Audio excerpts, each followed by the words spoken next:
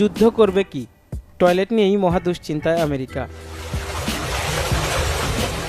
শুনতে হাস্যকর হলেও এমন বিব্রতকর পরিস্থিতিতেই পড়েছে মার্কিন নৌবাহিনীর সর্বাধুনিক বিমানবাহী রণতরী ইউএসএস জেরাল্ড আর ফোর্ড।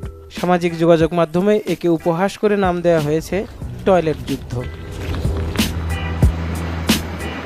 ইউএসএস জেরাল্ড আর ফোর্ড মার্কিন সামরিক শক্তির এক গর্বের প্রতীক, যেখানে নিয়োজিত প্রায় ৫,০০০ নাবিক ও সৈনিক নিয়ে এটি ভাসছে নিয়মিত।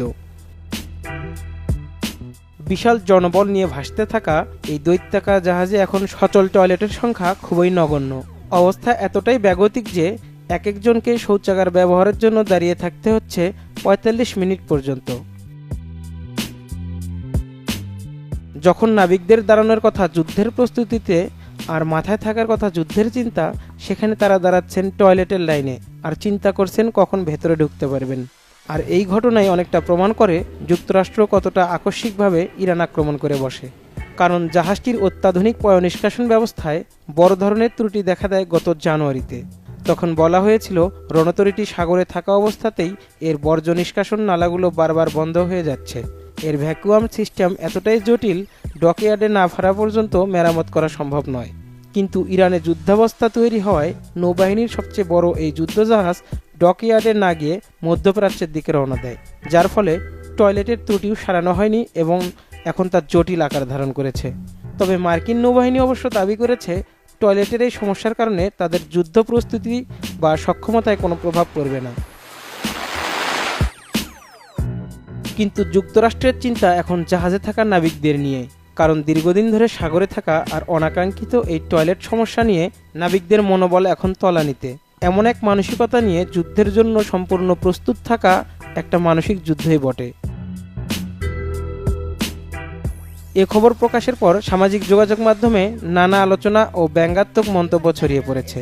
জাহাজের অচল টয়লেট এবং সেনাদের ব্যক্তিগত জীবনের ত্যাগের বিষয়টি নিয়ে অনেকে রসিকতা করছেন।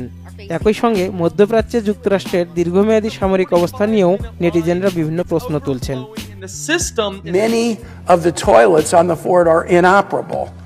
এই রণতরী গত জুন মাস থেকে টানা সাগরে অবস্থান করছে। প্রথমে ভূমধ্য সাগরে এবং পরে ক্যারিবীয় অঞ্চলে মোতায়েন থাকার পর এটি এখন পূর্ব দিকে অগ্রসর হচ্ছে। রণতরীটির অধিনায়ক ক্যাপ্টেন ডেভিড স্কারোসি স্বীকার করেছেন, মিশনের মেয়াদ দ্বিতীয়বারের মতো বাড়ানোয় তিনি নিজেও অবাক হয়েছেন। কারণ শান্তিকালীন সময়ে একটি বিমানবাহী রণতরীর মিশন ৬ মাস স্থায়ী হয়। তিনি আশা করছিলেন কয়েক সপ্তাহের মধ্যেই বাড়িতে ফিরে গিয়ে বাসার পেছনের উঠানের বেড়া মেরামত করবেন, কিন্তু এর মধ্যেই পরিস্থিতি বদলে গেছে। তাই বলা যায় অনাকাঙ্ক্ষিতভাবে দীর্ঘ সময় সাগরে অবস্থানের কারণে ইউএসএস জেরাল্ড আর ফোর্ডের রক্ষণাবেক্ষণের কাজ ব্যাহত হয়। জাহাজের ৬৫০টি শৌচাগার নিয়ন্ত্রণকারী বর্জ্য নিষ্কাশন ব্যবস্থায় নিয়মিত সমস্যা দেখা দিচ্ছে।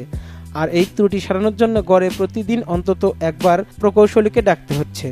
আর বিশ্বের সবচেয়ে শক্তিশালী মার্কিন বাহিনীর এমন হাস্যকর পরিস্থিতিতে মজা নিচ্ছেন নেটিজেনরা।